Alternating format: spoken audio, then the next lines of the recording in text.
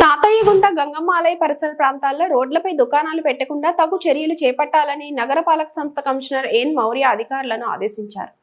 జాతర నేపథ్యంలో ఆలయంలో భక్తులకు కల్పించిన ఏర్పాట్లను వివిధ శాఖల అధికారులతో కలిసి కమిషనర్ గురువారం ఉదయం పరిశీలించారు.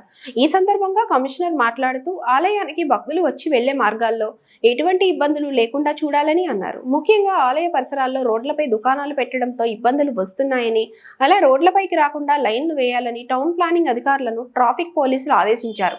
ఈ నెల 12, 13, 14 తేదీల్లో భక్తులు ఎక్కువగా వస్తారని, అందుకు తగ్గ ఏర్పాట్లు చేస్తున్నామని అన్నారు. భక్తులకు ఇబ్బందులు లేకుండా కంట్రోల్ సెంటర్ ఏర్పాటు చేశామని, ఇందులో 24 గంటలు అన్ని శాఖల సిబ్బంది అందుబాటులో ఉంటారని అన్నారు. త్రాగునీరు అందుబాటులో ఉంచామని, మరుగుదొడ్లు, ఆలయ పరిసర ప్రాంతాల్లో ఎప్పటికప్పుడు పారిశుద్ధ్యం మెరుగ్గా చేపట్టాలని అన్నారు. భక్తులు ఇబ్బంది లేకుండా అమ్మవారి దర్శనానికి వచ్చి వెళ్లేలా అన్ని ఏర్పాట్లు చేశామని అన్నారు. వృద్ధులు, పిల్లలు, వికలాంగులు జాగ్రత్తగా ఉండాలని అన్నారు.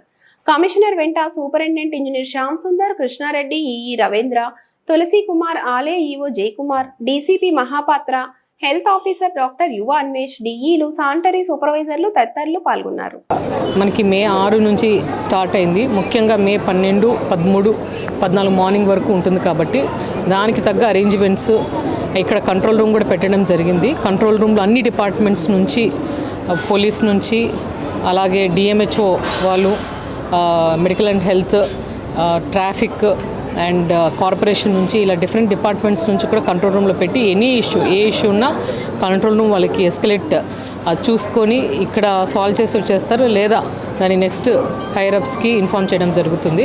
అలాగే ఇక్కడ వాటర్ సప్లై, శానిటేషను ఏమీ ప్రాబ్లం రాకుండా sanitation 24/7 sanitation, water supply and toilets ఉండేలాగా పెట్టాము. ముఖ్యంగా ఎవరైతే ట్రాఫిక్కి మనము ఎక్కడైనా ట్రాఫిక్ ఇబ్బంది కలుగుతుంది అనేసి ఒక మార్కింగ్, ఎల్లో మార్కింగ్ చేయడం జరిగింది ఈ 2 రోడ్లలో, టుడా ఆర్చ్ నుంచి, అలాగే ఇక్కడ మన టెంపుల్ గేట్ బయట కూడా. సో ఎవరైనా పెట్టుకోవాల్సిన వాళ్ళు కూడా, ఏమైనా స్ట్రీట్ వెండర్స్ కానీ, హాకర్స్ కానీ దాని లోపల పెట్టుకోవాల్సి ఉంటుంది. దాని బయట వెహికల్స్ కూడా ఉండకూడదు అనేది ట్రాఫిక్ వాళ్ళకి క్లియర్ ఇన్స్ట్రక్షన్స్ ఇచ్చాము. అలాగే లోపల ఏది ఫ్రీ ఫ్లో ఆఫ్ మూమెంట్ ఉండేలాగా అది చూసుకోమని చెప్పాము. ఈ బ్రిడ్జ్ కూడా కంప్లీట్ చేయడం జరిగింది. దాని ఫిట్నెస్ సర్టిఫికేట్ కూడా తీసుకుంటాము. ఈ లోపల కూడా ఎస్పీడీసీఎల్ వాళ్ళతో సర్టిఫికేట్ తీసుకుని ఏ షార్ట్ సర్క్యూట్ అలాంటివి లేకుండా చేయడం జరిగింది. ఒకటి విజ్ఞప్తి ఏంటంటే, పెద్దలు, పిల్లలు కొంచెం జాగ్రత్తలు పాటించేసి ఎక్కడే కానీ స్టాండ్ బై లేకుండా ఫ్రీగా మూవ్ అయ్యేలాగా, బయట కూడా అందుకే క్యూ పెట్టలేదు, ఫ్రీగా మూవ్ అయ్యేలాగా చూసుకోవాల్సి ఉంటుంది.